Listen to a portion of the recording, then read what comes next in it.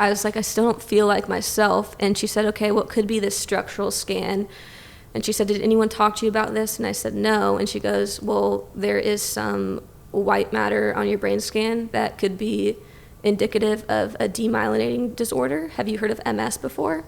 And I was like, what? Because I never thought like that would be a thing. And she said, it could be nothing, but with someone your age, it's really unusual. And that was the moment she left, and then I just started crying. And it was the craziest thing, because my whole entire career, I was going to make the national team, I was going to play in the World Cup. I just knew it. I saw it so clearly.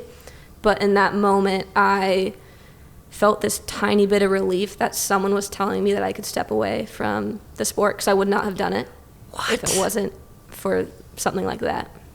That is so wild, but also like I am sure that so many people have felt something like that before. Yeah, like somebody just give me a break here. Give like me permission. I can't keep going on this trajectory. And my mind really wanted it the whole time. I was saying, "You've got this. You're so close. It's going to be so worth it." But I realized I was ignoring my body, and it was one of the first times I really was like, "Body, what do you want?" And it just literally said, "Please give me rest. Please give me rest." I'm not okay. Wow.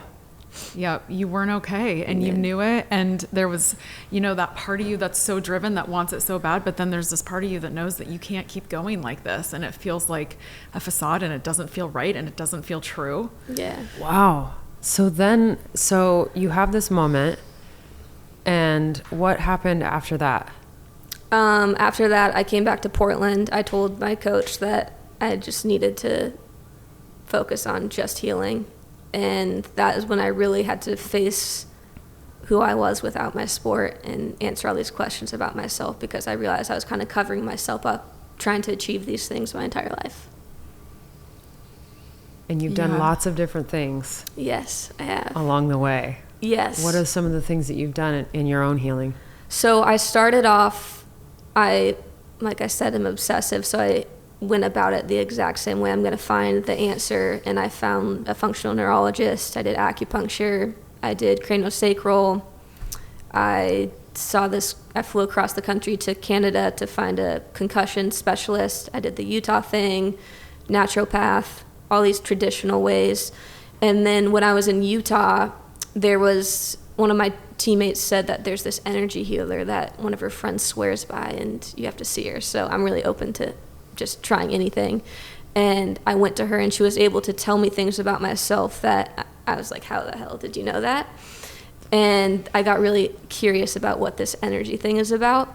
And so when I was back in Portland, I looked online for an energy healer, and I came across the fact that they have a Portland psychic school in Portland.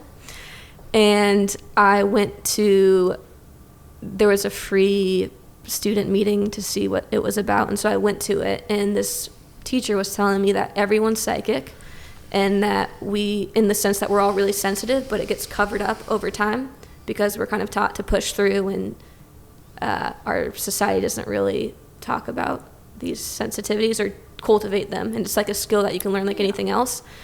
And so I, in my mind, because I'm a competitive person, was kind of like, prove it. And so I decided to sign up, and I ended up doing the beginning meditation, and then I ended up doing a full year-long psychic school experience. I never thought my life would turn this way. That's not what I thought you were going to say. That's awesome. Yeah, I'm still coming to terms with it. I feel like it's like a coming out, but it is. Of sorts. I mean, professional soccer player gone psychic. Yeah, it's powerful. That's good stuff. Yeah. What did you learn going through that? Yeah, go on. The biggest thing I learned is that we all have our own answers, and that we need to trust ourselves and our bodies. And a lot of times, if we're not being able to trust ourselves or something doesn't feel right, it's not our energy, it's other people's. And it's about clearing that out and really figuring out who we are, because we have our own navigation system and know what we want, but it's just covered up.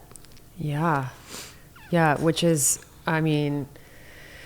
something that we talk about and we notice a lot in the acupuncture clinic. And one of the reasons that we wanted to start Optimize You was because there is very much a message culturally that you look externally for answers to all of your problems.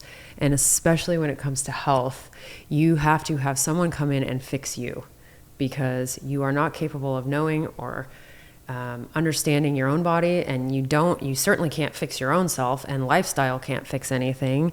And something that we see all the time is just the simplest, seemingly simple, or more accurately straightforward ways of living or eating or moving or sleeping have profound impacts on our health, but people don't know that, and it's not talked about, and it doesn't really make money, and so and the answers are within. Yeah. Like, we have so much information, and Internal. if you tap into it, there's so much there that doesn't meet the eye, or that, like you said, isn't cultivated.